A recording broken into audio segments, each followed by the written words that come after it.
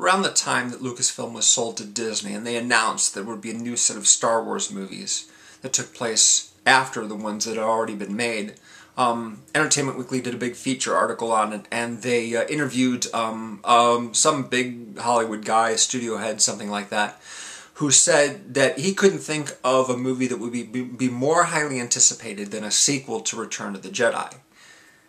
It looks like he was right.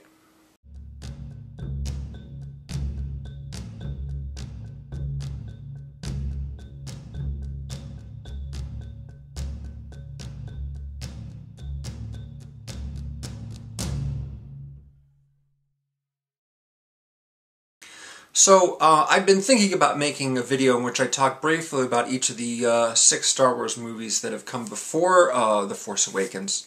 Kind of a mini review of each one, but I wasn't really sure what form it would take. And then, lucky me, Ian, aka Forkerball, posted a video very recently in which he asked his viewers one simple question, and that is, what does Star Wars mean to you? And because the first movie came out when I was so very young, I was 4 years old in 1977. Star Wars was, I believe, the first sort of fantasy universe that I immersed myself in. You know, a whole world, a whole sort of mythology, of course, although I didn't really know what that word meant back then. There's planets, there's there's a government, you know, there's all different types of creatures, you know, there's a religion of a sort. And of course characters to follow on their various journeys and adventures.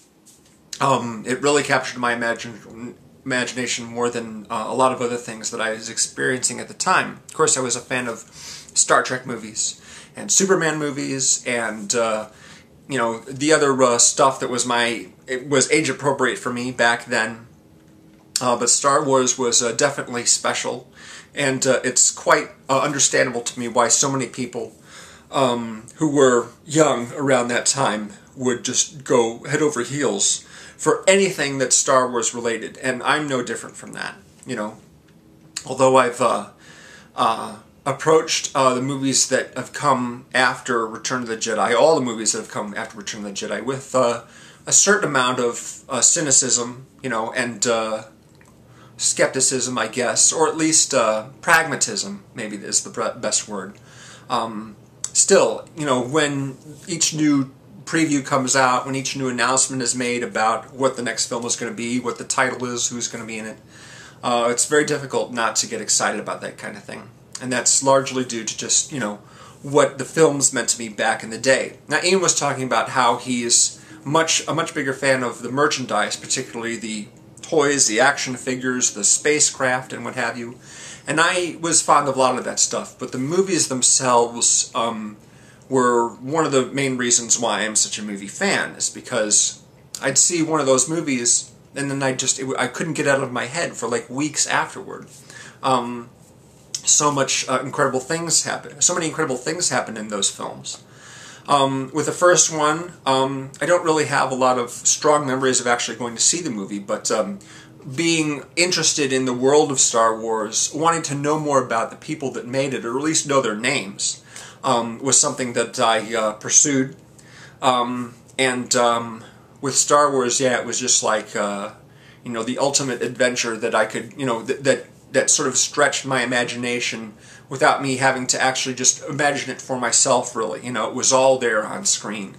You know, every other story, every other film or movie or TV show that I could think of or that I saw at the time all took place here on this planet.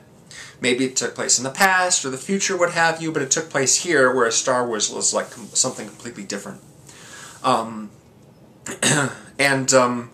that first movie, yeah, you know, it's impossible to be objective about it. You know, you could look at it and see, you know, well, there's mistakes made, and maybe the acting isn't great, or the dialogue isn't, you know, as clever as something that Tarantino would come up with. But, you know, come on, it's still quite a bit of imagination at work there. And I think that from what I've read, a lot of that is due to the designer, the guy who designed the costumes and a lot of the creatures and even the spacecraft, I think. I can't remember the guy's name, but I read a lot about him in the book, which is called How Star Wars Conquered the Universe. This was The guy who wrote it was on the Schmoes Know podcast a while back, and so that's how I learned about this book and read a lot about the whole history of Lucasfilm and George Lucas and just how all this stuff kind of came about.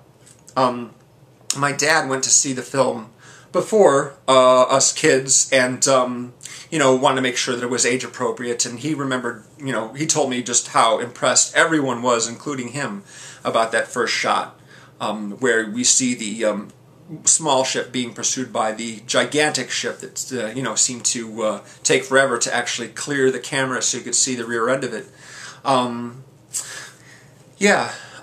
It's fun. Just a fun movie, a great adventure. It can be scary at times. Darth Vader's a very scary guy. But when it came time for the second film, Empire Strikes Back, to come out, this was probably the first adult movie that I saw. It's not a movie that was only for adults, obviously, but it's one that adult could probably appreciate more than a kid. At least the adult me can appreciate it a lot more than the child me. Because I was confused by, some of the stuff that happened in the movie. I really didn't understand how the hero of the movie could be related to the villain. It didn't sort of make sense, a lot of it. And it was even scarier, of course, than the first Star Wars. But yeah, over time, I eventually, grew to like that movie and admire it even more than the first one. The first time I ever did a top 10 list of movies was in 1987, so I would have been 14. And I included Empire Strikes Back on that list, but not the original Star Wars, just because, there's just more to admire and appreciate about Empire. Irving Kershner, of course, is the director of that movie, and I was really excited to learn that he would be directing the sequel to RoboCop. Of course, RoboCop 2 is a pretty terrible movie. He also did a James Bond movie, Never Say Never Again. So apparently he was king of the sequels or something like that. I don't really know. So yeah, I remember being, sort of pretty unsettled by what happened in that movie. I'd never seen anyone's hand get cut off before. That was quite shocking. As a, let's see, 1980. It was like 7 when that movie came out. 7 years old. So yeah, that's probably the most violent thing that I'd ever seen at that point. The business with the big creature, the worm inside the meteor, and the Millennium Falcon maneuvering through asteroids, that was all pretty scary as well. And Yoda scared me, quite frankly, because he was a super stern teacher, and I didn't like super stern teachers. I was scared of them. I was a scared little kid a lot of the time, and that didn't help. Yoda was this supposedly kindly and slightly goofy little character, but then he shows you exactly what he's made of, and you don't want to mess around with him or not take what you're supposed to be learning seriously. And that was a little frightening as well, or at least unsettling. So Return of the Jedi, of course, Return of the Jedi was something that I was aware was going to be coming out, and up until that point, I was not the kind of kid that would watch TV all day and night like some parents would let their kids do. My TV and my sort of information about the world was more strictly regulated by my parents than other kids, and so it was only a short while before we went to see the movie that I even knew that it was around. I thought, oh great, we're finally going to find out about, Luke's father, and how Darth Vader can't be it, or, what's happened with Han and everything like that. And I remember this was probably the first movie that I was slightly disappointed by. And that was probably due to the fact that the writing wasn't quite as good as Empire Strikes Back. The acting wasn't quite as good. It was a mild feeling, because all in all, I found the movie pretty exciting, and I was probably most impressed by the Emperor. The Emperor is probably one of the scariest character that I'd seen in any movie up until that point, even scarier than the Kryptonians from Superman 2. I'm not sure if it came out that year. It might have been, I can't remember what year exactly Superman 2 came out, but yeah, I think it might have been before Return of the Jedi. In any case, He beat those Kryptonians like Nan and General Zod into a cocked hat. He was, you know, just supremely sinister, and you know, I was just so amazed that Luke was able to stand up and defy him as much as he did. So yeah, so of course that series came to an end. We had, you know, the death of Darth Vader, and that was sort of odd to me, to think that the bad guy could suddenly become a good guy. You know, I had absolutely every confidence that Luke would not fall to the dark side. You know, he's the hero of the movie. He can't suddenly just turn bad. But, you know, it was kind of surprising to me that Darth Vader would suddenly, you know, decide to rebel against his own master and throw him into the chasm and essentially become a good guy in the end. And I was so used to thinking about him as a bad guy, and when Luke is telling him, "Father, I know that there's good in you," I'm just like, nah, don't even bother, man. He's terrible. You know, just whip out your lightsaber and kill him. But I didn't really understand why it was important at that time that Luke try and bring his father back, rather than simply, you know, try and, you know, strike him down with a lightsaber. Like, you know, good guys are supposed to kill the bad guys, right? But not in this case, and that was a little bit more complex than I was really ready to understand at that time. But of course, with more age, you know, and perspective, I grew to appreciate that film more. And probably, you know, it has some of my favorite moments from the original trilogy. Although I don't like it as much as the previous two films, there's still much to appreciate there. And then, of course, there's the movies that came after that. Luke is actually, Luke Ryan, whose channel is called Razor Wire Reviews, has put in together a video of people talking about, you know, what they thought of the previous Star Wars movies, and how they're anticipating the new one. And as it is right now, it's 2 days before I see the new film, The Force Awakens. So I know that if you watch that video, I'll probably end up repeating some of that stuff, because I filmed some stuff for that as well. But with The Phantom Menace, well, with the idea of the prequels taking place beforehand, I was a little curious about what would happen, what I'd see, what I'd know about the history of that universe prior to the original Star Wars, but I also didn't think it was such a great idea to tell the story that came before it just because we knew where it would end up. There was this documentary that came out a bunch of years back called American Teen. It was directed by a woman who went on to do this Drew Barrymore comedy called Going the Distance, I think. Anyway, she basically chronicled the senior year of like 5 students at this one high school. And then, as part of promotion for the film, she took them on a tour. Basically, the kids who were in the documentary, she took them on a tour of different colleges, so they would promote it, and they would also blog about what they were doing now. And I thought to myself, what's the point of seeing the documentary to see what was going on with them then, if we can find out what's going on with them now anytime just by going online? And it just seemed to me like the whole project was just sort of a calling card for people to, you know, do something else with their careers, you know, just to get them attention of some kind. The whole thing seemed kind of pointless. And at first the prequel seemed rather pointless to me, just because it took place before. We all know what's going to happen, you know. Anakin's going to become Darth Vader, you know, the Emperor's the Emperor, you know, and things are going to get bad for the heroes and what have you. I mean, Obi-Wan summed up pretty much everything that was going to happen in the prequels in a couple of lines in the original Star Wars movie. But of course, I am, you know, not immune to the hype machine. You know, when those first trailers came out, I started to get excited. You know, I was amazed by the new level of special effects and everything like that.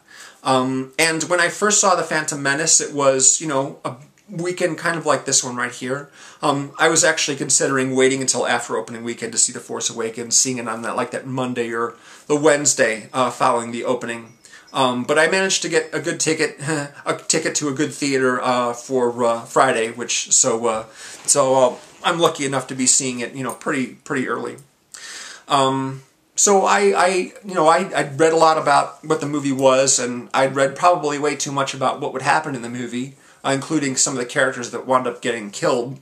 But it was still something I had to see, you know, because it's Star Wars, and because just the idea of it was exciting. And when I first saw it, I generally enjoyed it. I was actually reading the George Orwell novel, 1984 at the time, so when I was finishing reading the book after seeing the movie, I sort of pictured Ewan McGregor as Winston Smith and Natalie Portman as the main female, and his older friend, played by Liam Neeson. You know, of course they'd have to be older than they were when they made Phantom Menace, but you know, that's irrelevant. And something about it bothered me when I first saw it, and that was the reaction shots during the pod race. They just seemed really stiff, and it was just like all they were doing was standing around and looking at this tablet, and Shmi was like shaking her head, just not really reacting to anything, just doing what they were told by somebody off camera, saying, okay, just stand there, look at the tablet, and Shmi shake your head. It didn't look like they were really reacting to what was actually happening, because there just wasn't that excitement. And that is the problem with so much of what, how the prequels were made, is because it was done in studio, it was done, you know, a little bit at a time, so there wasn't, you know, it wasn't an actor-friendly environment. And so that's one of the reasons why the performances and dialogue scenes come off so stiff. Not just because the dialogue isn't as clever as it could have been, but because of the way it was made. I know that the Red Letter Media guys love to point out about how many scenes have characters just sitting or standing around talking, these just very boringly staged scenes. And also they talk about the fact that people never run very fast when they need to run anywhere, because they're usually running from one end of a green screen stage to the other. And that lack of passion, that lack of energy, that lack of vitality comes through in all the movies. And as you go on, they just start looking more and more artificial. They, you know, look like basically something out of Tron, you know, if Tron had more color in it. You know, the surfaces are just too smooth. You know, it doesn't look like an actual place. It looks like, you know, a background that was added in later, which is, you know, oftentimes the actual case in the films. Attack of the Clones in particular has the arena fight, and I know from watching the behind-the-scenes stuff that they basically just had a large floor with sand on it that they stood on, and there's blue all around them, and everything was added later on. And some of that comes through in the choreography, where it doesn't look like they're really connecting with whatever it is that they're fighting or interacting with, because it's added in later, and the special effects guys have to figure, okay, this actor is looking here, so we have to put the creature there. There were a couple problems like that in Who Framed Roger Rabbit, when they had to like sort of manipulate the characters that were added in later, the hand-drawn animated characters, in order to match what the actors were doing. But it seemed even more prominent in this movie. And I think that George Lucas, when he was making those movies, wasn't real concerned about making it look real. You know, like something that was actually happening. He wanted to tell a story visually, and you have basically the characters, the actors who represent the characters, and you have the CGI that represents the ships and the environments and the creatures, but it's all just sort of representing things rather than looking like something that's actually happening. Like someone heard about all this stuff and then staged their own version of it. It doesn't look like, you know, the camera captured the actual event itself. And that remove is something that which makes the prequels so dispiriting. Attack of the Clones in particular is just like so lifeless in so many instances. There's just a couple moments where things kind of perk up and get energetic. Even during the action sequences, they just seem rote. And they're not edited or shot with any particular kind of dynamism. Is that a word? Dynamic? They're not shot or cut in a dynamic way. Yeah, it all just seems sort of functional to convey story points and not really to engage the way that the best movies do. Revenge of the Sith, you know, with each one of those subsequent prequels, you know, after The Phantom Menace, I thought, well, you know, maybe this one will be better. And, you know, I guess Revenge of the Sith was a little bit better than the others, but not much. It had the same kind of problems, and, yeah. I went to see all three of those movies a bunch of times. I went to see The Phantom Menace at least twice, Attack of the Clones at least twice, Revenge of the Sith I saw at least 3 times.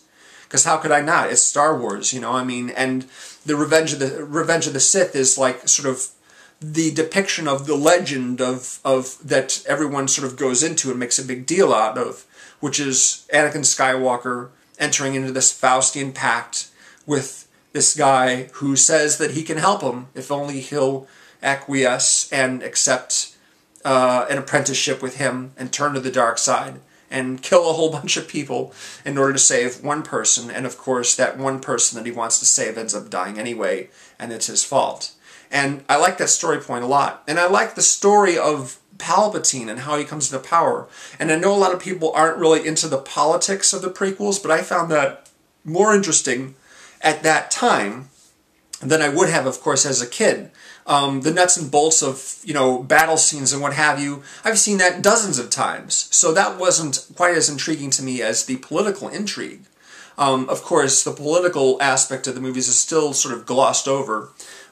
We don't see a lot of the actual corruption. We just mostly hear about it, and we just sort of have to assume that Palpatine is incredibly wealthy and is plying other senators with favors and money, as well as, people or associates of Dooku and the Trade Federation and orchestrating all this stuff. We just sort of have to assume it rather than actually see it. But of course, not a lot of people want to see films where Palpatine is the main character. Except me. I would like to see that, And I understand there's a couple of books that take place before The Phantom Menace by James Luceno.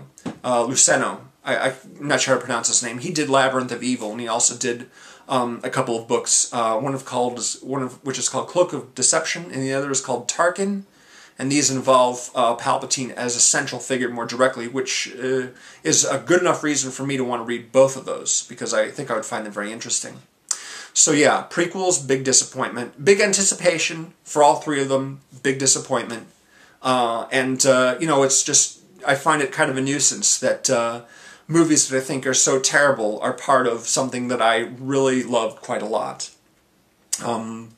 So as for the new movie, I'm very confident that we'll be better than those.